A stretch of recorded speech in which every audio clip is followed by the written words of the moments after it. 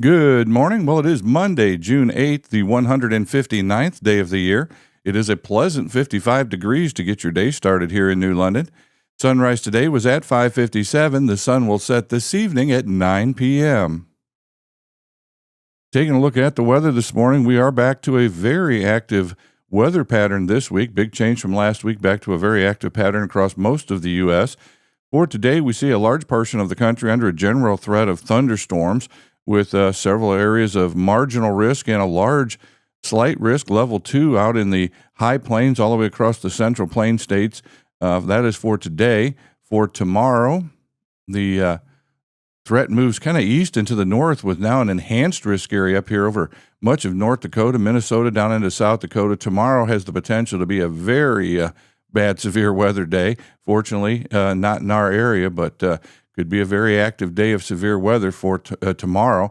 And still on day 3, it just slides to the east a little bit with already an enhanced risk area in Wisconsin, Illinois, Iowa, a large slight risk area out around that. So again, it is going to be very active, severe weather this week, potential for some really big storms with winds, hail, tornadoes, possible outbreaks of tornadoes. It looks like it could be a pretty intense week of severe weather. Fortunately, most of it stays away from us. The closest, now looking at Thursday on the day 4, it does get over into our area. If the map will quit changing for me there.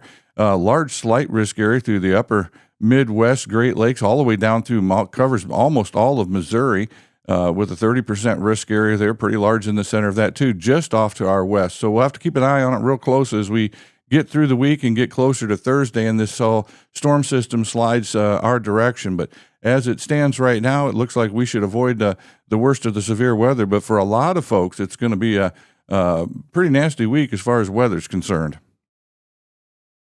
Taking a look at our forecast for today, it'll be mostly sunny with a high near 89. For tonight, that chance of showers and thunderstorms gets into our area. It'll be mostly cloudy overnight with a low around 70. Might see some rain showers or thunderstorms. For your Tuesday, a chance of showers in the morning, then a chance of showers and thunderstorms in the afternoon. It'll be mostly cloudy for your Tuesday with a high near 82. The New London Fire Department released the monthly activity report for May. The department responded to 8 calls for service, conducted training, held a pancake breakfast, and participated in the Memorial Day Parade and the 2026 Graduation Parade. On the calendar today, the Rotary Club meets at noon.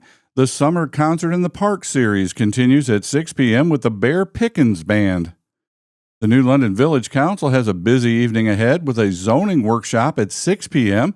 for more discussion about junk vehicles and potential changes to the zoning code. A public hearing at 6:45 concerning a zoning request for 159 New London Avenue, and the regular council meeting at 7 p.m. The New London Public Library will have an activity for kids 5 and under today, making dinosaur headbands. Well, today is National Love Your Skin Day, it is Jelly-Filled Donut Day, and it is National Name Your Poison Day. Taking a look at some history, on this day in 1959, the United States Postal Service sent mail by a guided missile. Just before noon, a missile holding 2 small metal containers of mail was launched from a U.S. submarine. The delivery was a success. The mail reached a Florida naval station in 22 minutes, but somewhat unsurprisingly, mail by missile never caught on. In 1949, British author George Orwell published his dystopian classic 1984, a warning against totalitarianism that introduced such concepts as Big Brother and the Thought Police. The answer to yesterday's trivia question, Prince was that talented performer. Now today's question, June 8th through June 14th in 1974, Paul McCartney and Wings held the number 1 spot on the pop charts. What was the song?